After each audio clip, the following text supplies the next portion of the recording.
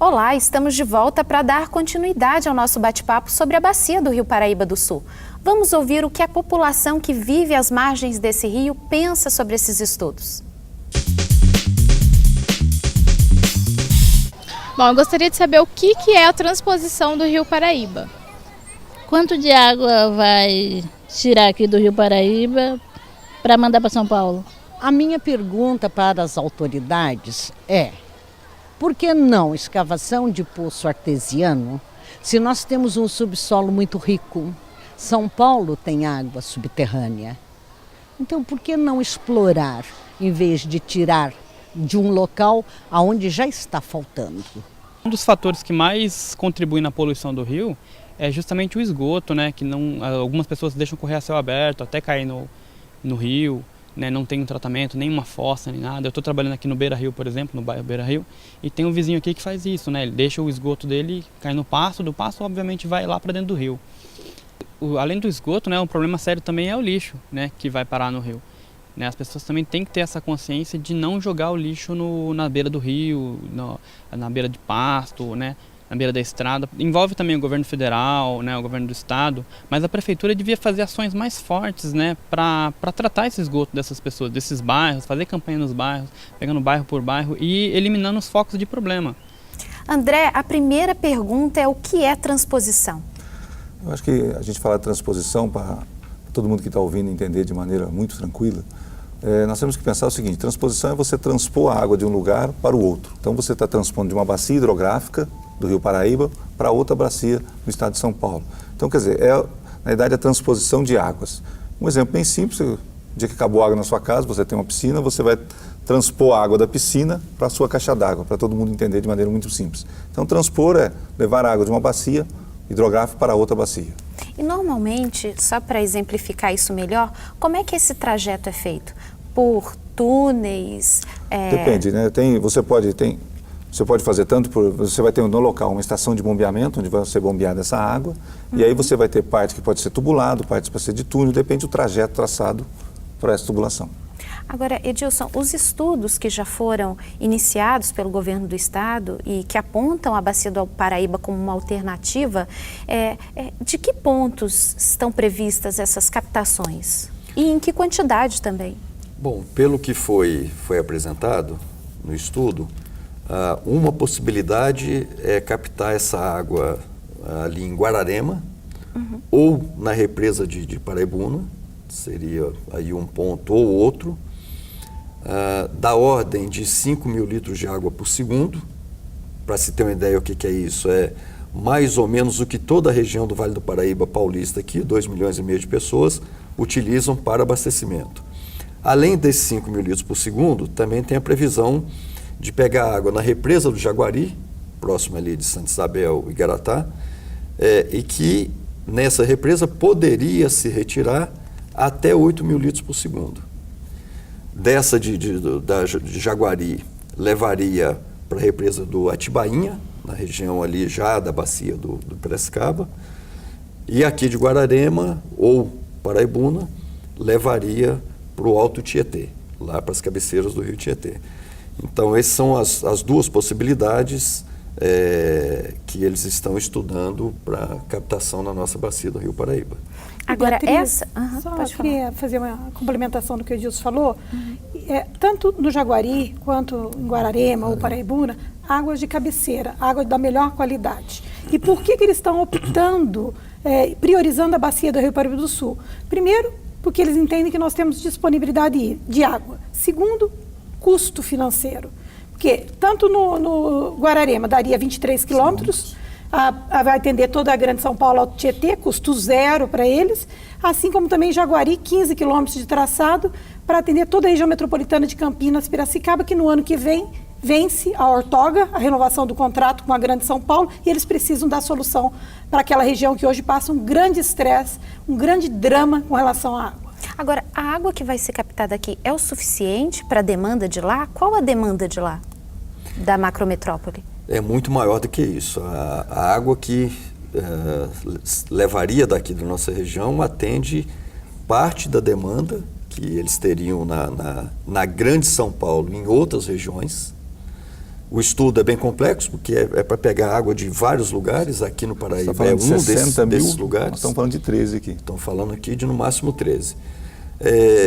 Agora, aqui a gente tem que imaginar o seguinte: nós temos aqui na região uma reserva de água, uma poupança de água, né, para ser bem entendido, que ela é muito importante tanto para nós quanto para o Rio de Janeiro. E essa poupança, ela pode ser utilizada em favor da nossa região, e se ela for esvaziada, se a gente perder essa poupança, é evidente que a região vai estar perdendo poder de desenvolvimento, capacidade de trazer mais indústrias. Então é isso que a Renata falou, quer dizer, nós não podemos chegar aqui a ter o chamado estresse hídrico que tem lá hoje na bacia do Piracicaba. Então há que ter muito cuidado. Acho que é importante complementar também, quer dizer, o CEIVAP hoje, que é o comitê, na idade, que toma conta desse rio federal, do Rio Paraíba, o que é interessante? Nós estamos fazendo agora, nós estamos em elaboração do nosso plano de recursos hídricos, onde exatamente ele discute todos os usos, os crescimentos, como é que vai ser o crescimento do Vale do Paraíba, como é que vai ser o crescimento dessa parte do Rio de Janeiro, quer dizer, é um estudo completo, é um plano de recursos hídricos, onde na idade ele faz inclusive os usos múltiplos da água, estudando e definindo o nosso crescimento. Então é muito importante, quer dizer, a gente tem esse estudo em fase de conclusão, em fase final, que depois precisa ser laçado, precisa ser linkado um com o outro para a gente entender. E nós fizemos também um estudo de transposição, onde existem algumas divergências em São Paulo, no estudo nosso, com o estudo de São Paulo, onde a gente fizemos já um documento pedindo para São Paulo, para a gente tentar aí um contato com eles, para exatamente tentar aí fazer uma discussão técnica primeiro, para exatamente, primeiro ver se não tem outras alternativas mais interessantes, porque eu enxergo isso onde a gente vai estar, como o Edilson falou, na idade, comprometendo o crescimento do Vale do Paraíba. Agora, a quantidade de água necessária que o Estado aponta e que o estudo que vocês fizeram aponta, é diferente? É essa quantidade, em torno de 60 mil litros? Não, o que a gente tem que entender, né? O estudo que é feito, tanto de São Paulo quanto o nosso, tem muitas variáveis que estão no entorno, né? Uhum. Então, por exemplo, São Paulo estuda redução de perdas da macrometrópole. A macrometrópole hoje ela perde 41 metros cúbicos por segundo, que é um volume gigantesco, certo? Então ela prevê a recuperação disso, prevê mudança comportamental nas pessoas para ela fazer o uso racional da água, prevê o uso, na realidade, de outros usos de água, por exemplo, reutilizar a água, reuso da água. Então, a gente tem que colocar os dois estudos no mesmo patamar, no mesmo número de variáveis, para você poder comparar um com o outro. Entendi. É exatamente isso que a gente está fazendo. Nós estamos fazendo agora, pegando as variáveis que São Paulo comparou e colocando no nosso estudo para aí poder comparar os dois. Por isso que a gente pede, quer dizer, eu acho que São Paulo não pode fazer esse estudo mais ou menos, vamos chamar assim, desculpa o termo ter usado, escondido, mas eu acho que tem que ser um estudo aberto, tem que discutir com a população e, principalmente, discutir com o CEIVAP, que é uma parte técnica que a gente tem que entrar na conversa.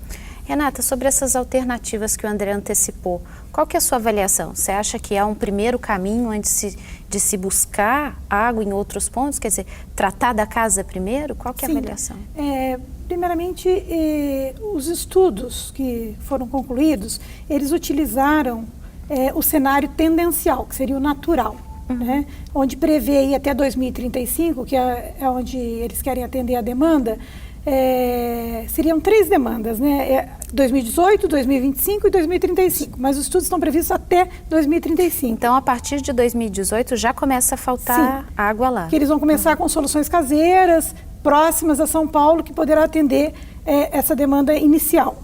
Depois 2025, que é onde a bacia do Rio Paraíba do Sul passa a ser a opção. E depois 2035, que seria outras opções mais onerosas, como o Jurumirim, como o Alto Juquiá, que fica no Vale do Ribeiro do Iguape, no litoral sul paulista, que exige obras de engenharia aí com 300 metros de altitude, 200 e poucos quilômetros de distância, enfim.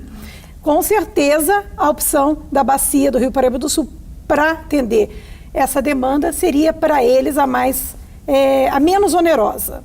Por isso, eles estão optando por ela. Só que, em nenhum momento, Beatriz, foi previsto impactos sociais, econômicos, ambientais.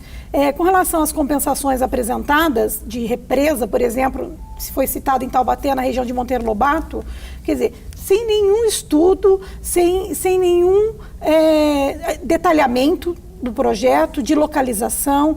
Então, assim, a gente precisa ampliar esse debate. muitas perguntas que não foram respondidas. Nós precisamos ter respostas para tudo isso. É um problema muito complexo para soluções tão simples como eles estão nos apresentando. E São Paulo, como bem colocou o André, toda a macrometrópole tem hoje uma perda de 41 metros cúbicos por segundo. Isso, segundo dados oficiais da Sabesp, são 30% de perda. De desperdício de água? De desperdício de água. Se São Paulo fizesse a redução das perdas, nós não precisaríamos estar fazendo nenhuma transposição. Então, São Paulo não está fazendo a lição de casa. Né? O uso racional da água, a questão da despoluição dos rios, dos afluentes, preservação de nascente, reuso da água, enfim, a gente precisa realmente investir mais, né, na questão do uso racional, para que a gente não precise condenar a nossa região, a exemplo do que está acontecendo hoje com Piracicaba, Campinas, para que nós venhamos pagar por esse passivo histórico de décadas, porque São Paulo não fez a lição de casa, só quis crescer, crescer, crescer, e o André falou muito bem na questão da descentralização. Será que a gente não tem que mudar conceito? Tem um outro olhar? Eu acho muito importante isso agora, quer dizer, eu acho que o conceito de São Paulo está errado. Quando ele busca, e depois de 2035, vai fazer o quê? A gente volta no próximo bloco e fala mais sobre isso. A gente vai fazer um rápido intervalo e volta em seguida. Até lá.